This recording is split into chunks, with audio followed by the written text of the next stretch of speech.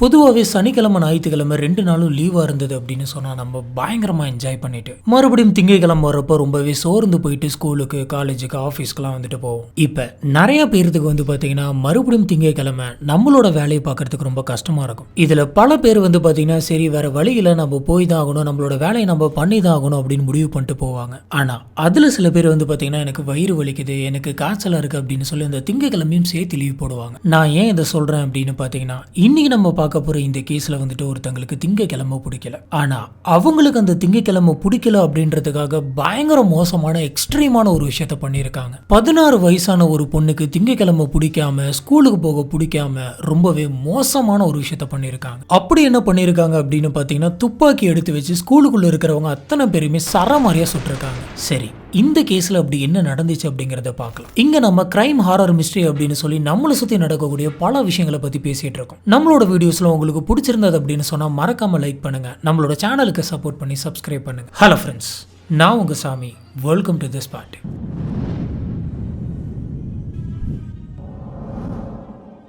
January 29, 1979 California Santiago. இங்க க்ரூவர் Cleveland elementary school அப்படின்னு சொல்லி ஒரு ஸ்கூல் இருக்கு. அன்னைக்கு காலையில ஒரு 8:30 மணி இருக்கும். ஸ்டூடெண்ட்ஸ் எல்லாருமே அந்த ஸ்கூலுக்குள்ள வந்துட்டு இருந்தாங்க. அந்த ஸ்கூலுக்கு வெளியில நிறைய பேரண்ட்ஸ் வந்துட்டு அவங்களோட பசங்கள் எல்லாம் விட்டுட்டு டாடா காமிச்சிட்டு போயிட்டு இருக்காங்க. இப்ப அந்த ஸ்கூலுக்கு அப்படியே ஆப்போசிட்ல வந்து பாத்தீங்கன்னா பிரிண்டா ஸ்பென்சர் அப்படின்ற ஒரு 16 வயசு பொண்ணு வந்துட்டு இருக்காங்க. இவங்களுடைய வீடும் இந்த ஸ்கூலும் வந்து பாத்தீங்கன்னா ஆப்போசிட்ல தான் இருக்கு. இந்த 16 வயசான பிரிண்டா ஸ்பென்சருடைய வீட்டு ஜன்னல்ல இருந்து பாத்தீங்க அப்படின்னு சொன்னா இந்த ஸ்கூல் வந்துட்டு ரொம்ப கிளியரா தெரியும். இவங்க அவங்களோட இந்த ஸ்கூலுக்கு போறதுக்காக ஸ்கூல் யூனிஃபார்ம் எல்லாத்தையுமே போட்டு ரெடி ஆகி அவங்களோட வீட்டுல இருந்து வெளியில வராங்க. இப்படி வெளியில வந்தவங்க அந்த ஸ்கூலையே பார்த்திருக்காங்க. அந்த ஸ்கூலை பார்த்து அவங்க திடீர்னு என்ன நினைச்சாங்கன்னு தெரியல, மறுபடியும் அவங்க வீட்டுக்குள்ளேயே போயிடுறாங்க. இப்படி அவங்க வீட்டுல இருக்கக்கூடிய எல்லா கதவு ஜன்னலையும் சாத்தினதுக்கு அப்புறமா ஸ்கூலை பார்த்திருக்கக்கூடிய அந்த ஒரே ஒரு ஜன்னலை மட்டும் திறந்து வைக்கிறாங்க. இப்ப இவங்க இந்த ஜன்னல் கம்பி வழியா அந்த ஸ்கூலை வந்துட்டு பயங்கர கோபமா பார்த்திருக்காங்க. இதோட அவங்க நிறுத்த கிடையாது. ரூம்குள்ள போயிட்டு அவங்க வச்சிருக்க துப்பாக்கியில அந்த ஸ்கோப் எல்லாம் மாட்டி கரெக்டா எடுத்து ஜன்னல் வழியா ஸ்கூலை எய்ம் பண்ண மாதிரி பார்த்திருக்காங்க. இப்போ இவங்க வீட்டுக்குள்ள இருந்துட்டே ஸ்கூலை பார்த்து சரமாரியா சுட ஆரம்பிக்கிறாங்க. இப்படி ஸ்பென்சர் வந்துட்டு வீட்டுக்குள்ள இருந்துட்டே சுட ஆரம்பிச்சதுக்கு அப்புறமா அந்த ஸ்கூல்ல இருக்கக்கூடிய யாருக்குமே எதுவுமே புரியல. அந்த ஸ்கூலுக்குள்ள வெளியில நிக்கக்கூடிய ஸ்டூடெண்ட்ஸ், பேரண்ட்ஸ் அப்படின்னு சொல்லி எல்லாருமே உசுரை காப்பாத்திக்கிறதுக்காக அங்கேயும் ஓடிட்டு இருந்தாங்க. அந்த இடமே வந்து பாத்தீங்கன்னா பயங்கர பரபரப்பா இருந்தது. சில பேர் வந்துட்டு தப்பிக்கிறதுக்காக ஸ்கூலுக்குள்ளலாம் ஓடி போயிட்டு ஒளிஞ்சுக்கிறாங்க. ஆனா அவங்க எவ்வளவு ட்ரை பண்ணியும் அங்க இருந்து சில ஸ்டூடெண்ட்ஸ் மேல, டீச்சர்ஸ் மேல, சில பேரண்ட்ஸ் மேல வந்துட்டு இந்த புல்லட்லாம் வந்து படுது. இந்த தோட்டாக்கள்ல சிலது வந்து பாத்தீங்கன்னா கை மேல, கால் மேல, தோள்பட்டை மேல எல்லாம் படுது. இப்பதான் என்ன நடக்குதுங்க அப்படின்றத பாக்குறதுக்காக அந்த ஸ்கூலுடைய பிரின்சிபலான ப்ரூட்டன் வந்துட்டு வராரு. இது கூடவே அந்த ஸ்கூலுடைய கஸ்டடியனான மைக் அப்படின்ற ஒரு வராரு. இந்த சமயத்துல ஸ்பென்சர் வந்துட்டு அந்த ஸ்கோப் மூலியமா பயங்கரமா குறி வச்சு பிரின்சிபல் அப்புறம் கஸ்டடியன் இவங்க 2 பேர்த்தையுமே சுடுறாங்க. சுட்ட உடனே அவங்க அதே இடத்துல உசுருக்கு போராடி இறந்து போறாங்க. 8 children and 2 adults, the school principal and a... இப்போ அந்த சமயத்துல ஒரு போலீஸ் ஆபீசர்ஸ் அந்த ஸ்கூலுக்கு வராரு. அவரு தற்செயலா அவங்களோட பையனை விடுறதுக்காக தான் வந்திருக்காரு. இப்படி வந்து இவரு ஏதோ ஒரு இடத்துல இருந்தா இந்த ஸ்கூலை எய்ம் பண்ணி சுடுறாங்க அப்படின்றத புரிஞ்சுக்கிட்டு இப்படி இவரு செக் பண்ணி பார்த்தப்ப இங்க இருக்கக்கூடிய பிரிண்டா ஸ்பென்சருடைய வீட்டு ஜன்னல் வழியா தான் சுடுறாங்க அப்படிங்கறத தெரிஞ்சுக்கிறாரு. உடனடியா அவரு உள்ளார சுடுற அவங்கள தடுத்து நிறுத்தலாம் அப்படிங்கிறதுக்காக அந்த வீட்டை நோக்கி வேக வேகமா ஓடுறாரு. ஆனா இப்படி இவர் போன அந்த சமயம் ஜன்னல் வழியா இருந்து சுட்டுக்கிட்டு இருந்த பிரிண்டா ஸ்பென்சர் வந்துட்டு இவரையும் சுடுறாங்க. இந்த தோட்டம் வந்து பாத்தீங்கன்னா இவருடைய தோல் பட்டையில படுது. இவருக்கு காயமாகி ரத்தமா வெளியில போகுது. ஆனா இவர் வந்துட்டு உயிர் பொழைச்சிட்டாரு. இவரோட உயிருக்கு எந்த விதமான பிரச்சனையும் இல்லை. இந்த விஷயம் வந்து பாத்தீங்கன்னா மத்த போலீஸ் ஆபீசர்ஸ்க்கு தெரிஞ்சிருச்சு. அடுத்த கொஞ்ச நேரத்துல போலீஸ் ஆபீசர்ஸ் அந்த இடத்துக்கு வராங்க. அதுல இருந்து ஒரு போலீஸ் ஆபீசர் வந்துட்டு இது எப்படி தடுத்து நிறுத்துறது அப்படின்னு யோசிக்கிறாரு. கிட்டத்தட்ட 20 நிமிஷமா சுட்டுட்டு இருக்காங்க. கண்டினியூஸா மாத்தி மாத்தி சுட்டுட்டே இருக்காங்க.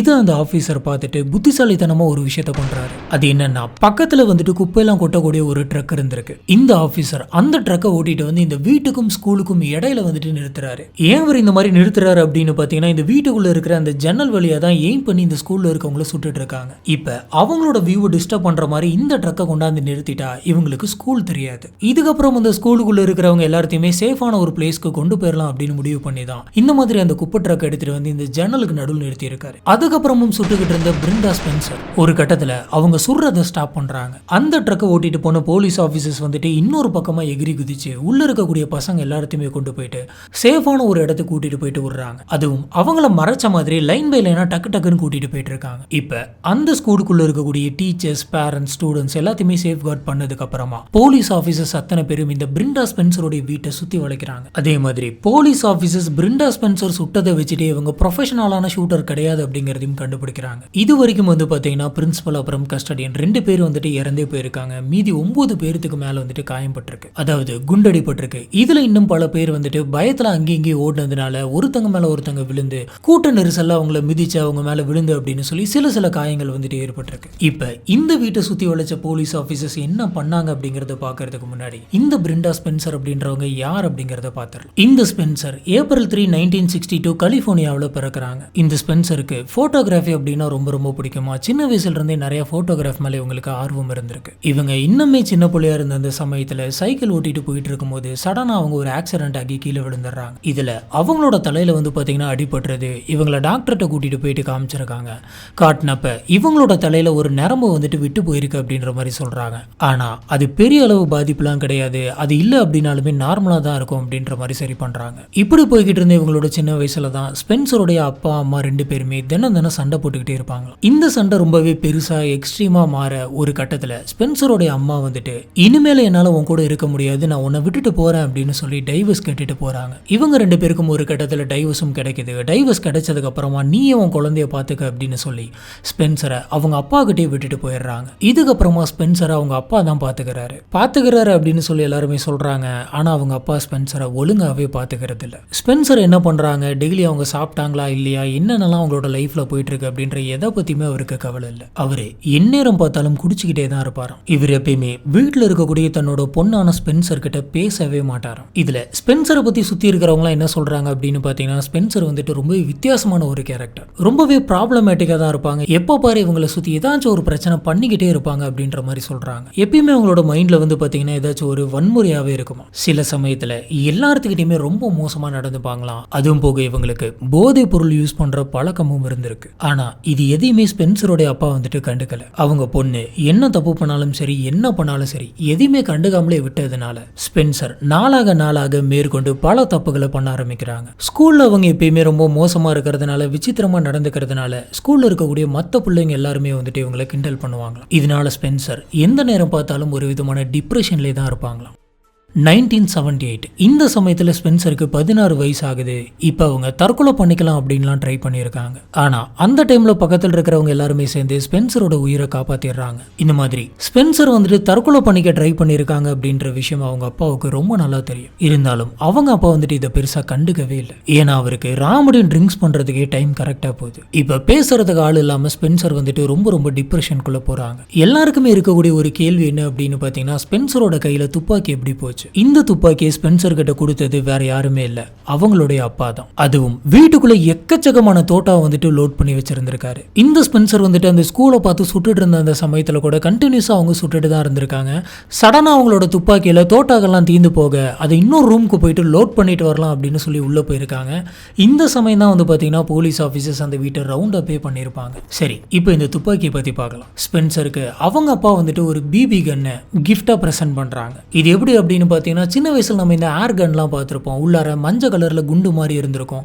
ஆனால் அதால் சுட்டா கூட பார்த்தீங்கன்னா பயங்கரமாக வலிக்கும். ஏன்னா நம்ம சுடுற அந்த சமயத்தில் அந்த மஞ்சள் கலரில் ரவுண்டாக இருக்கிறது நல்ல ஏர் ப்ரெஷரோட அடிக்கும். இது அதே மாதிரியான ஒரு துப்பாக்கி தான். ஆனால் இதால் ஒரு ஆளையை சுட முடியும் அப்படின்னு சொல்கிறாங்க. இந்த துப்பாக்கியை பார்த்ததுக்கு அப்புறமா ஸ்பென்சருக்கு ரொம்ப பிடிச்சி போச்சு. எந்நேரம் பார்த்தாலும் அந்த துப்பாக்கியை வச்சு தான் இவங்க விளாண்டுட்டே இருப்பாங்க. சொல்லப்போனால் பல சமயங்களில் இவங்க இங்கிருந்தே அந்த ஸ்கூலில் இருக்கக்கூடிய பல்பை வெடிக்க வைக்கிறது, கதவுல அடிக்கிறது, ஜன்னல்ல சுட்டு ஜன்னல் கண்ணாடியை உடைக்கிறது அப்படின்ற மாதிரி நிறைய டைம் பண்ணியிருக்காங்க. உங்க பொண்ணு இந்த மாதிரிலாம் பண்றா, இதெல்லாம் கொஞ்சம் கூட சரியே கிடையாது, கொஞ்சம் கூட டிசிப்ளினே கிடையாது அப்படின்னு சொல்லி அந்த ஸ்கூல்ல இருக்கக்கூடிய டீச்சர்ஸ், பிரின்சிபல் நிறைய தடவை இவங்க அப்பா கூப்பிட்டு வச்சு வார்ன் பண்ணியிருக்காங்க. ஆனா வழக்கம் போலதான் அவங்க அப்பா எதையுமே கண்டுக்கல. இந்த நிலைமையில தான் பாத்தீங்கன்னா 1978 கிறிஸ்மஸ்க்கு ஸ்பென்சருடைய அப்பா ஸ்பென்சருக்கு 22 கேலிபர் துப்பாக்கி ஒன்று வாங்கி தராங்க. இது ஒரு ரைஃபிள் டைப் செமி ஆட்டோமேட்டிக் துப்பாக்கி. இதை பார்த்த உடனே ஸ்பென்சருக்கு இது ரொம்ப பிடிச்சு போயிருச்சு. ஏன்னா ஏற்கனவே அவங்க கிட்ட ஒரு பிபி பிபி கன் இருந்தது. அதுலயே அவங்க நிறைய தடவை குறி வச்சு சுட்டுட்டு இருந்தாங்க. இதை பார்த்த உடனே அவங்களுக்கு ரொம்ப ரொம்ப பிடிச்சு போகுது.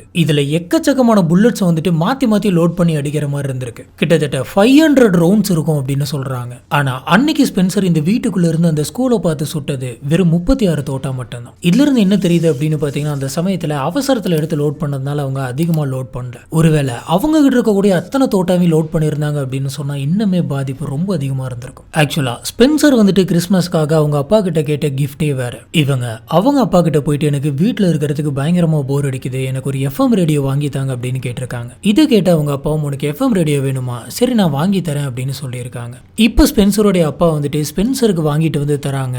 ஆனா ஸ்பென்சர் அதை ஓபன் பண்ணி பார்க்கும் போது தான் அவங்க எதிர்பார்த்த FM ரேடியோ அதுக்குள்ள இல்ல அப்படின்னு தெரியுது. ஆனா அதுக்கு பதிலா அந்த பார்சலுக்குள்ள இருந்தது 22 கேலிபர் ரைஃபிள் துப்பாக்கி. இது பார்த்த ஸ்பென்சருக்கு ஒண்ணுமே புரியல. நம்ம கேட்ட FM வரலையே அப்படின்ற மாதிரி அவங்க யோசிச்சிருக்காங்க. இருந்தாலும் நம்மளுக்கு ஒரு துப்பாக்கி கிடைச்சிருக்கே அப்படின்னு சொல்லி அது எல்லாத்தையுமே மறந்துட்டு அந்த துப்பாக்கி எடுத்து விளையாட ஆரம்பிக்கிறாங்க. இதுக்கப்புறம் தான் நம்ம ஸ்டார்டிங்லேயே பார்த்த மாதிரி ஜான்வரி 29 மண்டே ஸ்பென்சர் வந்துட்டு ஸ்கூலுக்கு கிளம்பி இருக்காங்க. ஸ்கூலை பார்த்துருக்காங்க. வீட்டுக்குள்ள போயிட்டு துப்பாக்கி வந்து லோட் பண்ணி வச்சு சரமாரியா சுட்டிருக்காங்க. இதுக்கப்புறம் தான் நம்ம ஆரம்பத்துல பார்த்த மாதிரியான அந்த சம்பவங்கள் எல்லாமே நடக்குது. போலீஸ் ஆபீசர்ஸ் இப்ப இந்த வீட்டை சுத்தி ரவுண்ட் அப் பண்றாங்க. ஒரு பக்கம் குண்டடிப்பட்டவங்க எல்லாத்தையுமே வந்துட்டு ஹாஸ்பிட்டலுக்கு தூக்கிட்டு போயிட்டு இருக்காங்க. இன்னொரு பக்கம் எல்லாருமே சுத்தி நின்று எப்படி வீட்டுக்குள்ள போயிட்டு அந்த பொண்ணை வந்துட்டு அரெஸ்ட் பண்றது அப்படின்ற மாதிரி யோசிக்கிறாங்க. ஆனா போலீஸ் ஆபீசர்ஸ்க்கு ஒரு விஷயம் தெளிவா புரிஞ்சிருச்சு. நம்ம இந்த கதவை திறந்துட்டு உள்ள போகணும் அப்படின்னு நினைச்சோம்னா கண்டிப்பா அந்த பொண்ணை நம்மள சுட்டுரும். ஏன்னா அந்த பொண்ணு யார் என்னன்னு எதுவுமே பார்க்காம சரமாரியா சுட்டுட்டு இருக்கு. நம்ம இந்த விஷயத்தை வெளியில இருந்தே தான் டீல் பண்ணும் அப்படின்னு சொல்லி இவங்க முடிவு பண்றாங்க. அன்னைக்கு அந்த வீட்டுக்குள்ள ஸ்பென்சருடைய அப்பா இல்ல, அவரு வெளியில போயிருக்காரு.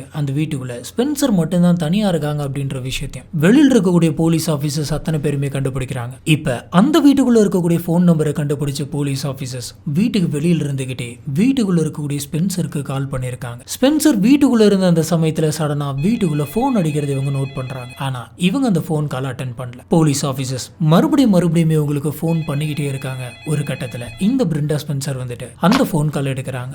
இப்போ போலீஸ் ஆபீசர்ஸ் அந்த போன் கால்ல என்ன சொல்லியிருக்காங்க அப்படின்னு பாத்தீங்கன்னா, நீ பயப்படாதமா, போலீஸ் கிட்ட மாட்டிக்கிட்டோம் அப்படின்ற மாதிரி நீ எதுவுமே யோசிக்காத, தற்கொலை பண்ணிக்கணும் அப்படின்ற மாதிரிலாம் முடிவு பண்ணாத, இங்க இருந்து உன்னால தப்பிக்கவும் முடியாது, அதனால நீயே வந்துட்டு எங்க கிட்ட சரண்டர் ஆயிடு, நாங்க உன்னை பத்திரமா கூட்டிட்டு போறோம் அப்படின்ற மாதிரி சொல்லியிருக்காங்க. மொத்தத்துல எதா இருந்தாலும் பேசி தீர்த்துக்கலாம், நீ வெளியில வந்து முதல்ல சரண்டர் ஆகு அப்படின்றத சொல்லியிருக்காங்க.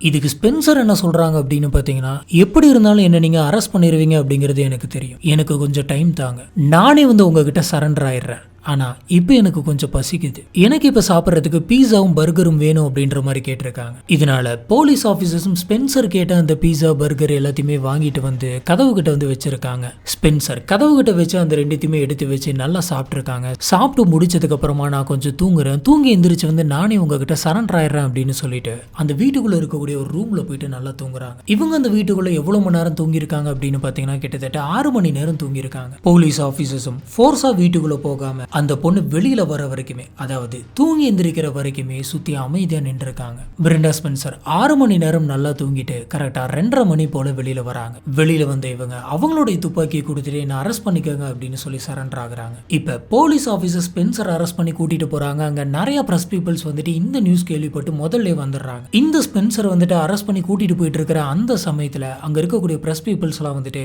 ஏன் இந்த மாதிரியான ஒரு விஷயத்த பண்ண, ஏன் இந்த கொலைகளை பண்ண அப்படின்ற மாதிரி கேட்டிருக்காங்க. அதுக்கு ஸ்பென்சர் வந்துட்டு ரொம்பவே சிம்பிளா, ஏன்னா எனக்கு திங்கக்கிழமை பிடிக்காது, அதனால தான் நான் இப்படி பண்ணேன் அப்படின்னு சொல்லிட்டு போறாங்க. இதை கேட்ட யாருக்குமே ஒண்ணுமே புரியல. ஸ்பென்சர் சொன்ன இந்த விஷயத்தை பார்த்து எல்லாருமே தலையை பிச்சுக்கிட்டு இருந்தாங்க. இப்போ போலீஸ் ஆபீசர் ஸ்பென்சருடைய வீட்டு கதவை திறந்துட்டு உள்ளார போய் பார்த்தப்ப உள்ளார எக்கச்சக்கமான பாட்டில்ஸ் எல்லாம் வந்துட்டு இருந்தது. இதை பார்த்துட்டு இவங்களுக்கு என்ன தோணுது அப்படின்னு பாத்தீங்கன்னா, ஸ்பென்சர் வந்துட்டு இன்னைக்கு குடிச்சிருக்காங்க போல இருக்கு, அதனாலதான் போதையில என்ன பண்றோம் அப்படின்னு தெரியாம இந்த மாதிரியான ஒரு விஷயத்த பண்ணிருக்காங்க அப்படின்னு சொல்றாங்க. ஆனா பின்னாடி விசாரிச்சப்பதான் தெரியுது இதெல்லாம் வந்துட்டு ட்ரிங்க் பண்ணது ஸ்பென்சர் கிடையாது, அது அவங்களோட அப்பா தான் அப்படின்னு சொல்ல.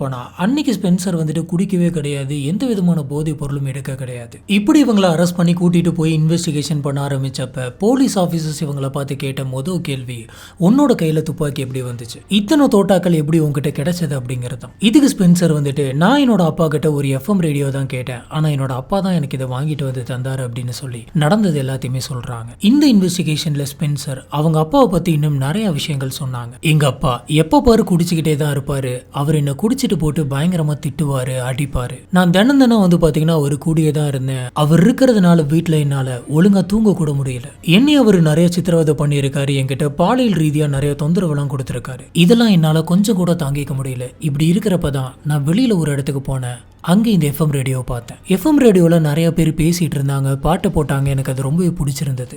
நான் தனியாக இருக்கிறப்ப என்னோட கஷ்டம் எல்லாமே இந்த எஃப்எம் ரேடியோ பக்கத்தில் இருந்தால் போயிடும் அப்படின்ற மாதிரி நினச்சிதான் கிறிஸ்மஸ்க்கு நான் என்னோட அப்பா கிட்ட எஃப்எம் ரேடியோ வாங்கி தாங்கப்பா அப்படின்னு கேட்டேன். ஆனால் எங்கள் அப்பா எனக்கு இந்த துப்பாக்கிகளை தான் வாங்கி தந்தார். அதுவும் எனக்கு சுடுறதுக்கு பிடிக்கும் அப்படின்றதுனால வாங்கி தந்தாரா, இல்லை நானே இதை வச்சு தற்கொலை பண்ணிக்கிட்டு செத்து போயிடணும் அப்படின்னு வாங்கி தந்தாரான்னு எனக்கு தெரியல. மொத்தத்தில் நான் இருக்கிறது என்னோட அப்பாவுக்கு பெரிய தொல்லையாக இருக்குது அப்படின்ற மாதிரி சொல்லியிருக்காங்க. அவருக்கு நான் இருக்கிறது ஒண்ணுதான், இல்லாததும் ஒண்ணுதான் அப்படின்ற மாதிரி சொல்றாங்க. இப்போ போலீஸ் ஆபீசர்ஸ் வந்துட்டு இந்த விஷயங்களை பத்தி அவங்க அப்பா கிட்ட போயிட்டு கேட்கலாம் அப்படின்னு அவங்க அப்பாவை கூப்பிட்டு வச்சு விசாரிக்கிறாங்க. இப்படி விசாரிச்சதுல ஸ்பென்சரோட அப்பா என்ன சொல்றாரு அப்படின்னு பாத்தீங்கன்னா, சார் என்னோட பொண்ணு ஸ்பென்சர் சொல்றது எல்லாமே போய், என் பொண்ணுக்கு கொஞ்சம் மனநல சரியில்லை, அவ மனநல பாதிக்கப்பட்டிருக்கா அப்படின்ற மாதிரி சொல்றாரு. இதுக்கப்புறம் போலீஸ் ஆபீசர்ஸ் மறுபடியும் ஸ்பென்சர் கிட்டே வந்துட்டு விசாரிக்க ஆரம்பிக்கிறாங்க. ஸ்பென்சர் கிட்ட போலீஸ் ஆபீசர்ஸ் வந்துட்டு எக்கச்சக்கமான கேள்விகள் கேட்டிருக்காங்க.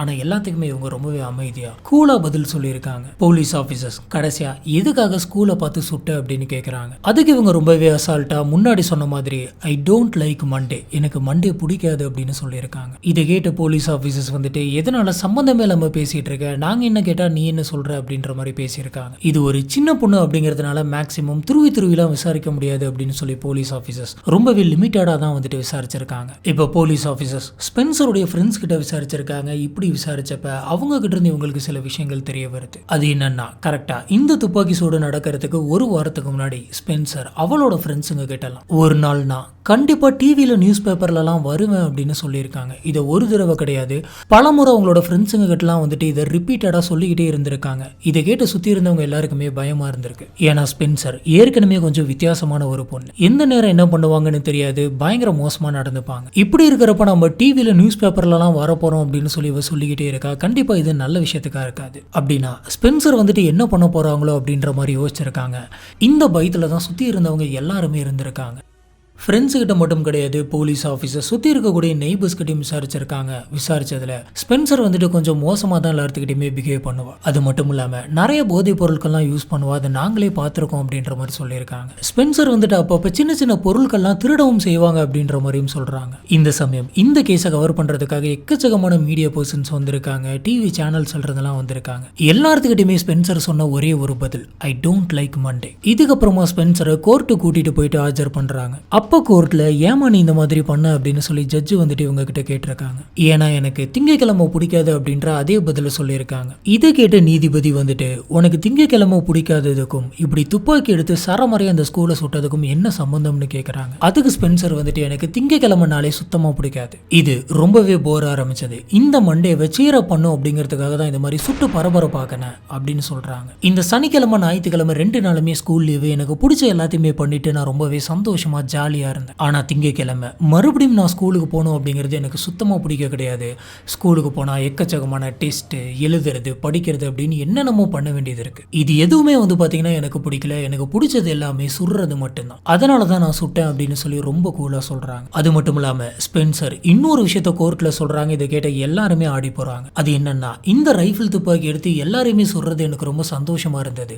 அதை பாக்குறது எப்படி இருந்தது அப்படின்னு பாத்தீங்கன்னா, நம்ம இந்த குளத்தை சுடுறப்ப சுத்தி இருக்கக்கூடிய அந்த ஆடு மாடுங்களும் அங்க இங்கன்ட்டு ஓடிக்கிட்டே இருக்கும். அந்த மாதிரி இவங்க எல்லாருமே எனக்கு பயந்து ஓடுறத பார்க்கும் போது உள்ளார ரொம்ப சந்தோஷமா இருந்ததுன்னு சொல்றாங்க. இதை கேட்ட கோர்ட்ல இருந்தவங்க அத்தனை பேருமே அடுத்த ஒரு நிமிஷத்துக்கு எதுவுமே பேசாம அமைதியா பார்த்துட்டு இருந்தாங்க. ஏன்னா இந்த பொண்ணு சொன்னது அவ்வளவு ஷாக்கிங்கா இருந்தது. மறுபடியும் இந்த கேஸ் வந்து பாத்தீங்கன்னா April 4, 1980 நடக்குது. அப்ப ஸ்பென்சருக்கு வெறும் 16 வயசு தான் ஆகுது அப்படிங்கிறதுனால அவங்களுக்கு மரண தண்டனை கொடுக்கல. அதுக்கு பதில் இவங்களுக்கு ஆயுட்கால தண்டனை கொடுக்கறாங்க. உண்மையாலுமே ஸ்பென்சர் வந்துட்டு இந்த மாதிரியான ஒரு விஷயத்த பண்ணதுக்கான காரணம் ஐ ஹேட் மண்டே தான் அப்படிங்கறத யாருனாலுமே ஏத்துக்க முடியல. ஸ்பென்சர் வந்துட்டு இன்னுமே ஜெயிலுக்குள்ள உயிரோட தான் இருக்காங்க. அப்ப அவங்களுக்கு 16 வயசு, இந்த சமயம் அவங்களோட வயசு 63. 2009ல பரோல் கேட்டு ஸ்பென்சர் வந்துட்டு கோர்ட்ல பெட்டிஷன் போட்டிருக்காங்க. ஆனா கோர்ட் வந்துட்டு பரோல் தர முடியாது அப்படின்ற மாதிரி சொல்லிடுறாங்க. மேற்கொண்டு அடுத்த 10 வருஷத்துக்கு உனக்கு பரோலே கிடையாது அப்படின்னு சொல்ல 2019ல மறுபடியும் வந்துட்டு பெட்டிஷன் போட்டிருக்காங்க. ஆனா இந்த பரோலையும் கேன்சல் பண்றாங்க. மறுபடியும் 2022ல அப்ளை பண்றாங்க. அதையும் கேன்சல் பண்ணிடுறாங்க. அப்புறம் 2025ல அப்ளை பண்ணாங்க. அதையுமே வந்து பார்த்தீங்கன்னா கோர்ட் கேன்சல் பண்ணிடுது. அடுத்ததா 2028 தான் வந்துட்டு அப்ளை பண்ணும். அதனால 2028க்காக இவங்க ஜெயிலுக்குள்ளே இருந்து காத்துக்கிட்டு இருக்காங்க. ஸ்பென்சர் அந்த ஒரு நாள் வந்துட்டு அவங்களோட உணர்ச்சி வசத்தை கட்டுப்படுத்திக்க முடியாம ஸ்கூலை பார்த்து சரமாரியா துப்பாக்கி எடுத்து சுட்டது. அந்த ஒரு 20 நிமிஷமே இவங்க பண்ண அந்த தப்புனால இப்ப ஆயுசு முழுக்க அவங்க ஜெயிலுக்குள்ளேயே தான் இருக்காங்க. இதுல நோட் பண்ண வேண்டிய ஒரு விஷயம் என்ன அப்படின்னு பாத்தீங்கன்னா, ஸ்பென்சர் சொன்ன இந்த சென்டென்ஸை இன்ஸ்பயர் பண்ணி ஐ டோன்ட் லைக் மண்டே அப்படின்னு சொல்லி ஆல்பம்லாம் பண்ணியிருக்காங்க. இந்த கேஸை பொறுத்த வரைக்கும் நம்ம முக்கியமா கவனிக்க வேண்டிய ஒரு விஷயம் என்ன அப்படின்னு பாத்தீங்கன்னா பேரண்டிங். ஸ்பென்சர் வந்துட்டு யாருமே பண்ணக்கூடாத ஒரு மிகப்பெரிய தப்பு பண்ணியிருக்காங்க. அது எல்லாமே கரெக்ட் தான். அவங்க பண்ணதும் தப்பு தான். அந்த தப்புக்காக தான் இப்ப அவங்க ஜெயில இருக்காங்க. ஆனா இதுக்கு தூண்டுனது வந்துட்டு அவங்களுடைய அப்பா அம்மா தான். அவங்களுடைய பொண்ணு வந்துட்டு என்ன பண்ணுது, அதுக்கு என்ன வேணும், என்ன வேணாம், என்ன சொல்லி தரணும், என்ன சொல்லி தரக்கூடாது அப்படின்ற எந்த கவலையுமே இல்லாம 2 பேருமே அவங்கவுங்க வேலையை பார்த்துட்டு போயிருக்காங்க. அடுத்த பெரிய மேஜரான ஒரு தப்பு என்ன அப்படின்னு பாத்தீங்கன்னா அவங்க அப்பா. இவர் ஸ்பென்சரை ஒழுங்கா பாத்துக்க கிடையாது, கேர் எடுத்துக்க கிடையாது. அது எல்லாமே ஒரு பக்கம் இருந்தாலும் இவர் தான் ஸ்பென்சரோட கைக்கு அந்த துப்பாக்கி எடுத்துட்டு வந்து தந்திருக்காரு. அந்த துப்பாக்கி அவங்களோட கையில போகல அப்படின்னு சொன்னா கண்டிப்பா இது நடந்திருக்குமா அப்படின்னு தெரியல. ஒருவேளை என்னைக்காச்சும் ஒரு நாள் ரொம்ப ஃப்ரஸ்ட்ரேட் ஆயிட்டு கல்ல தூக்கி போட்டிருந்திருக்கலாம். இந்த மாதிரியான விஷயங்கள் நடந்திருக்கும். ஆனா இப்படி சரமாரியா சுற்றுப்பாங்களா அப்படின்னு தெரியல. அவங்க கையில அந்த துப்பாக்கி கொடுத்ததுதான் பெரிய தப்பு. அடுத்ததா இந்த கேஸ்ல நம்ம முக்கியமா கவனிக்க வேண்டியது ஸ்பென்சருடைய டீச்சர்ஸ். கிளாஸ்க்கு வரக்கூடிய ஒரு டீச்சர்னால அவங்க கிளாஸ்ல இருக்கக்கூடிய ஸ்டூடெண்ட்ஸ் எல்லாம் வந்துட்டு என்ன மனநிலைமையில் இருக்காங்க, இந்த மாதிரி பிஹேவ் பண்றாங்க, அவங்களோட வீட்டுல சூழல் இந்த மாதிரி இருக்கு, கரெக்டா இருக்காங்களா அப்படின்ற எல்லாத்தையுமே நோட் பண்றது அப்படிங்கிறது ரொம்ப கஷ்டம். ஏன்னா இப்ப இருக்கக்கூடிய காலகட்டத்தில் நம்ம போர்ஷனை முடிக்கிறது, டெஸ்ட் வைக்கிறது, அவங்கள நல்ல மார்க் வாங்க வைக்கிறது அப்படின்னு சொல்லி அதை பத்தி யோசிக்கிறதுக்கே நம்மளுக்கு டைம் இல்லை. ஆனா இத்தனை வேலைகளையும் மீறி பல டீச்சர்ஸ் வந்து பாத்தீங்கன்னா உங்க வீட்டுல எல்லாமே ஓகே தானே, நீ கரெக்டா தானே இருக்க, ஒன்னும் பிரச்சனை இல்லை அப்படின்னு சொல்லி எக்ஸ்ட்ரா கேர் எடுத்து பேசுறவங்கள நான் நிறைய பேர்த்த பார்த்திருக்கேன். நான் கவர்மெண்ட் ஸ்கூலில் படிச்சுட்டு இருந்த அந்த சமயத்தில் நிறைய டீச்சர்ஸ் வந்துட்டு ஸ்டூடெண்ட்ஸை கூப்பிட்டு வச்சு பேசுவாங்க. அந்த மாதிரி டீச்சர்ஸ் எல்லாருமே ஒரு எக்ஸ்ட்ரா கேர் எடுத்துக்கிட்டு ஸ்டூடெண்ட்ஸ் எல்லாத்தையுமே பார்த்துக்கணும் அப்படின்னு கூட நான் சொல்ல வரல. ஆனால் இந்த மாதிரி அவங்க கிட்ட மனசு விட்டு பேசுறதுக்காக அவங்க எல்லாருமே ஓகேவா இருக்காங்களா, நார்மலாக இருக்காங்களா அப்படின்றத தெரிஞ்சுக்கிறதுக்காகவே ஸ்பெஷலாக நம்மளோட ஸ்கூல்ஸில் வந்துட்டு சில டீச்சர்ஸை போடலாம். அதுக்குன்னு தனியாக ஒரு பீரியட் ஒதுக்கியோ இல்லை தனியாக கொஞ்சம் டைம் ஒதுக்கியோ அவங்க கிட்ட பேசலாம். ஏன்னா நாளைக்கு சொசைட்டியில் நல்லவங்க கெட்டவங்க அப்படின்னு சொல்லி எல்லாருமே இங்க இருந்தா வராங்க. அதுலேயும் முக்கியமாக இப்போ நம்மளோட ஊருக்குள்ள நடக்கக்கூடிய பல தப்புகள் வந்து பாத்தீங்கன்னா சின்ன வயசுல இருந்து ஆரம்பிக்குது. அது எல்லாத்தையுமே இங்கேயே பேசி ஸ்டாப் பண்றது அப்படிங்கிறது ரொம்ப ரொம்ப முக்கியம். அதனால ஒரு பேரண்ட்டுக்கு அவங்களோட குழந்தைங்க மேல எந்த அளவுக்கு பொறுப்பு இருக்கோ அதே அளவு பொறுப்பு வந்து பாத்தீங்கன்னா ஒரு டீச்சர்ஸ்க்கு அவங்க ஸ்டூடெண்ட்ஸ் மேல இருக்கு. இதுதான் இன்னைக்கு நம்ம பார்க்க இருந்த இந்த கேஸ். இந்த கேஸை பத்தி உங்களுக்கு என்ன தோணுது அப்படிங்கறத கீழே இருக்கக்கூடிய கமெண்ட் பாக்ஸ்ல மறக்காம ஸ்பாட் பண்ணுங்க. நம்ம அங்க வச்சு இதை பத்தி டிஸ்கஸ் பண்ணுவோம். உங்களுக்கு நம்மளோட வீடியோஸ் எல்லாமே பிடிச்சிருந்தது அப்படின்னு சொன்னா மறக்காம லைக் பண்ணி நம்மளோட சேனலுக்கு சப்போர்ட் பண்ணி சப்ஸ்கிரைப் பண்ணுங்க.